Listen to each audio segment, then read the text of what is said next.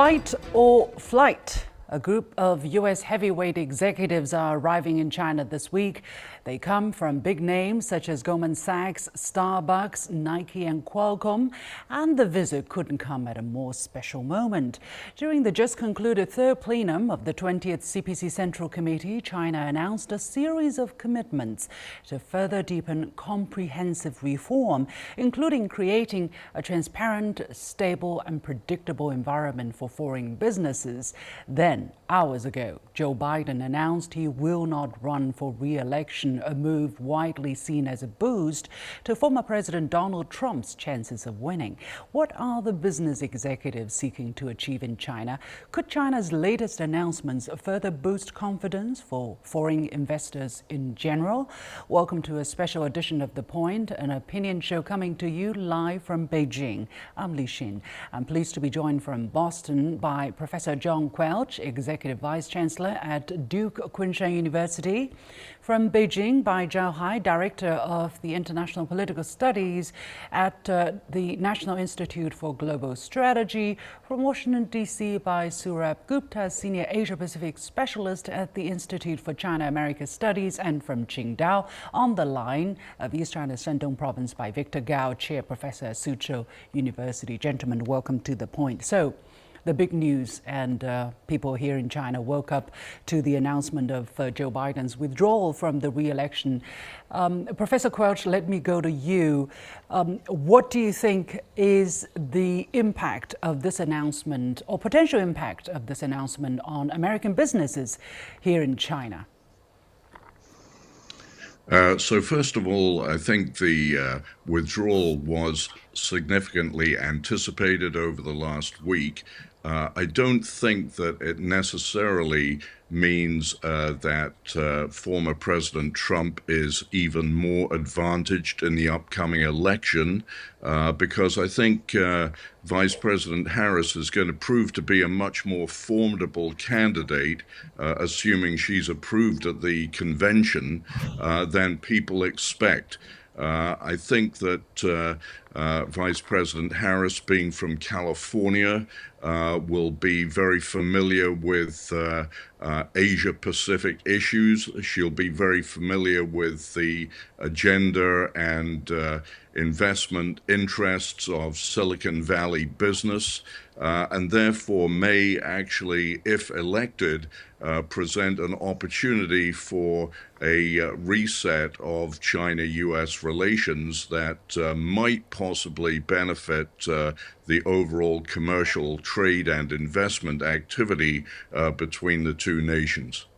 Mr. Zhao, do you share Mr. Quelch's sentiments or prediction at this moment? Well, first of all, China's official policy is that the election is American domestic politics, so we don't comment on that. But for my personal view on the economic relationship, particularly from American business perspective, is that so far, I think the possibility of former President Trump get reelected is still continually rising, even with the replacement of Biden. And now Harris may have another opportunity to change the dynamic of the election. And also, because of the uncertainty of this election cycle, there's more coming down the road. So we can't be sure which one will be elected. But let's say that follow the current trajectory. If Trump wins the White House, China-U.S. relations will under great pressure, and American business will have to reconsider their strategy for operating in China, and also how to deal with the Trump administration's new tariffs, higher tariffs, and also this so-called strategic independence, in essence, strategic decoupling with the two countries. So I think there's a lot of uncertainties, and American business probably need more clearance, more clear-eyed about the future direction of the two countries. Mr. Gupta, what is your analysis of the kind of impact that the news may have on the American businesses here in China? I think there will be more continuity than anything else. I think that with the Biden administration's policies, she has been a champion of those policies, and I think that continuity will be good to the extent that from a macro perspective, the US and China have managed during the past year and a half to sort of stabilize the political relationship at the macro level. Yes, there are many actions that the Biden administration continues to take of a negative nature in the area of technology controls, technology denials, export controls, AI, etc., etc. I assume that will continue. The small yard, high fence, the yard will get wider, fence will get taller. But my view is that Harris has a difficult road to the presidency. This is not my personal view, what I'm going to say, but this election will be shaped in swing states, in working class America. Harris is a lady. She's a black lady. She's from California, which is deemed to be a liberal, progressive state. And as a lady in those parts of the country, it's almost people like Harris are viewed as people who have not done a day's honest labor with their hands. And she is going to have a great difficulty winning against Trump, this is exactly what hurt Hillary Clinton too. So we'll have to see. Mr. Biden could transcend those divides because he could speak to the common man, the working man. I'm not sure if Harris can do that, but at the same time, let's say Trump has a lot of negatives associated with him because he's such a polarizing figure, and that also hurts candidates. So it's still very much a toss-up which direction the election is going to go. Victor, nonetheless, we are just 1 month away from the Democratic National Convention. What does the reshuffling mean, if I may use this word, say about the state of U.S. political landscape? Thank you very much for having me. I think for President Biden to bow out of the presidential election is a realistic and pragmatic step for him to take. And we should appreciate him for the graciousness of bowing out. However, I think this really happened at a time when things cannot be even worse for the Democrats in general, because whether Kamala Harris will be the nominee or not, I think it really demonstrates in the fullest term the chaos and the uncertainty within the camps of the Democrats vis-a-vis a very much charged Republican party. And it seems that Donald Trump seems to be a bulldozer, really unfettered and ready to go to the hilt. So I think whether eventually it will be the Republican winning or the Democrat winning is still to be seen. But I think Donald Trump really has all the advantages on his side, and we really need to expect for his bouncing back into the White House. Now, we need to really analyze what would Trump's second term mean for American domestic politics as well as international relations of the United States, including China-U.S. relations. And I would say many capital cities in the world are now holding their breath for the second term of Donald Trump and need to scramble into action as to what exactly his second term mean and what actions we all need to think about in the coming months. It will be a completely change the landscape for the United States as well as for the world. Mr. Quelch, it seems that you are the minority here on this panel. Do you think the business executives, the U.S. executives who are arriving in China this week, do they also share your optimism about the chances that Ms. Harris may have in the race? If she gets the nomination, that is. Whether or not they're optimistic or not, they have to show up in China. Because they are heavily invested in China, and China-U.S. trade remains exceptionally important to both countries. And so, in a sense, regardless of whether or not there are additional tariffs imposed by a Trump presidency, business has to continue, and the concept of radical or total decoupling is simply not practical or feasible. I'd like to point out that although during the first Trump presidency, there were considerable pressures on the China-U.S. relationship, that trade in particular continued apace. Investment, of course, from the U.S. into China dropped considerably during the COVID period. But the fact remains that China is a 1.4 billion person marketplace, and no multinational companies, American, German, or whatever, can ignore that fact. So I appreciate American business people showing up in China. Last year, Tim Cook of Apple, Steve Schwarzman of Blackstone, etc., all showed up in China. China's very important, and business people show up where there is money to be made and investments to be consummated. So I see nothing unusual in what's going on. And one of the things I want to point out is that although the political show in America is extremely amusing at times and fascinating, millions of people get up in America every day determined to make millions of dollars for their shareholders or for themselves. And that continues regardless of who is in Washington. There may be restrictions that are imposed by one political party in power vis-a-vis another, but the entrepreneurial sentiment in the United States that drives the economy continues apace every day, regardless of who is the president. Well, let's take a look at the evolvement of the perception of China's business climate. According to AmChen's 2024 China Business Climate Survey, there is a notable shift, which means half of the participants placed China as their first choice or within their top 3 investment destinations globally. That's a 5 percentage point from last year's all-time low.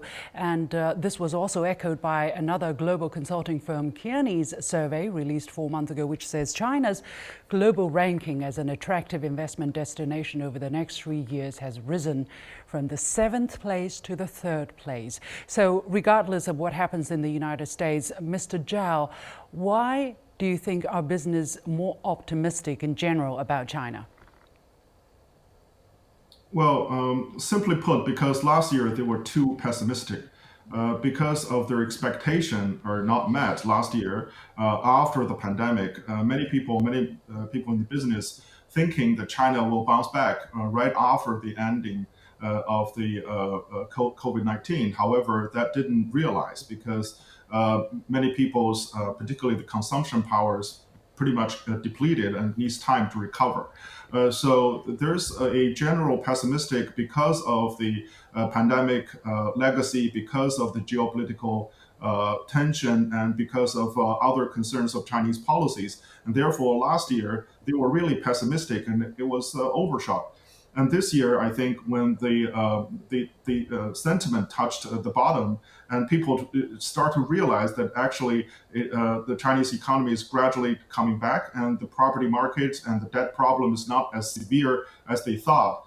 And also there's great opportunity, as the professor pointed out, there's 1.4 billion people consumption market, and the service industry has recovered in a quite good shape. So moving forward, I think many businesses need to cover their bottom and needs to invest more to share the future growth of China's economy. And just this first 6 months, the first half year, China's growth rate has been reported at 5%.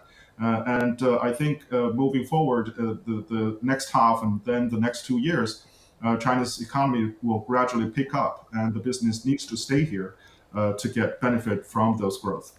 Mr. Gupta, what is your assessment of the business climate here in China and the level of confidence foreign businesses have? Because if you look at the FDI, the actual amount of FDI in use, it seems to go down quite dramatically, 30% year on year. That's according to the latest for the first half of this year. And yet there are 27,000 new new foreign invested firms established across China in the same period of time. That's an increase of 14%. So are foreign businesses fleeing China, or are they staying, or more are eyeing this market? I think they're staying, and more and more are eyeing the market. Let's step back a little bit out here. Just after COVID, the expectation was that there was going to be this huge boom in the Chinese economy, and that did not transpire. There was a very short one. And I think the government intelligently and smartly decided at that point of time that the way forward was not by throwing huge sums of money into a stimulus package or something like that, but making difficult reforms of the business operating environment. Premier Lei Chang made that a priority of his, and I think there have been quite a lot of measures which have been put out over the past 12 months directed at foreign investors. I think this was primarily encapsulated in August 2023 with the State Council's opinion on how to get more foreign investment. And that was thereafter redoubled in what is termed as like the 24 measures, which were put out this February. And this was not just about liberalizing foreign investment regime in areas like biotechnology and advanced manufacturing, but also dealing with many of the inherent difficulties that foreign investors were facing in the area of government procurement, in the area of cross-border, sending data across the border, cross-border data flows, in the area of having expatriates being able to do financial transactions, set up themselves. And I think there have been a lot of work that has gone in, which has not really been reported or understood, but that has been felt, accepted, and appreciated by these chambers of commerce, both at the American side and the European side. And I think we are now beginning to see that as being the confidence booster. Now, of course, with the third plenum and talk of further liberalization and opening up and breaking down local protectionism, I think foreign investors see that this is a market that that there's significant interest in. So I think there has been a lot of hard work that has been put in, basically. Victor, how do you look at to me, there seems to be a gap in the perception of the business climate, or how they feel about certain efforts and what kind of efforts China has announced and actually implemented. Do you think there is a gap in terms of perception, or China really has not done enough? Well, I would say, other things being equal, the business environment in China, including, for example, high-quality connectivity, pro-business environment in general, and highly skilled labor force, and the plenty supply of engineers of all kinds, and the cluster effect of supply chain inside China, for example, would make China one of the best places to do business with. Now, if the government intervenes, if they force the enterprises to decouple from China, or the enterprises, the companies of all kinds will feel pressure, of course. So they are caught in this unfortunate situation. They need to size up the situation, watch out for the headwind of the geopolitical maneuvering by one country versus the other. However, I think if they really go around to other countries to check out the conditions of the market over there and compare with the realities they are faced with in China, I think the reasonable decision is, first of all, they cannot abandon the China market, not only for their manufacturing capacities, but also the close access to the market over here in China. And then secondly, if they really discount all these warmongering rhetorics and the decoupling pressure from the government driven by ideological considerations, they will eventually be more rational in not only engaging with China and continuing to engage with the China market, but also to reinvest and increase the weighting of the China side of the equation relative to other markets. Now, you can also compare the China market with India. one China today is more than 5 times that of India. So we are talking about 1.4 billion population for China and another 1.4 billion for India. But then, theoretically speaking, at least, the China demand or the market size itself is about 5 times as big as the Indian market. So any business executive in his or her right mind of the right set of the mind will make reasonable business decisions. And the decision is, first of all, not to abandon China. Secondly, continue to engage with China.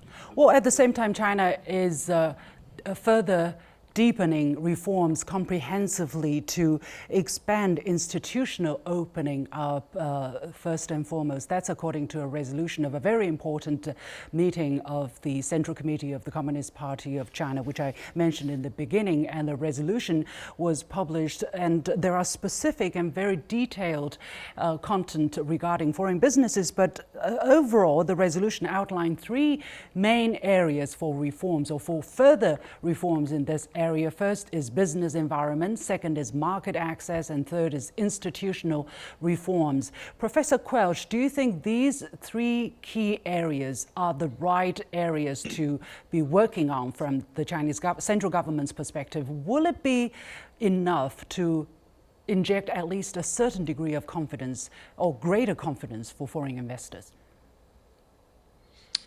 Yes, I think your use of the word confidence is exactly right, because when investors are looking at market investment opportunities, what they're looking at is the promise of continuity, the promise of regulatory consistency. The market access issue is obvious and has been for 10, 20 years, the size of the China market. Some companies have done very well in penetrating that market. Others have not been so adroit or successful. That's a matter of commercial capability.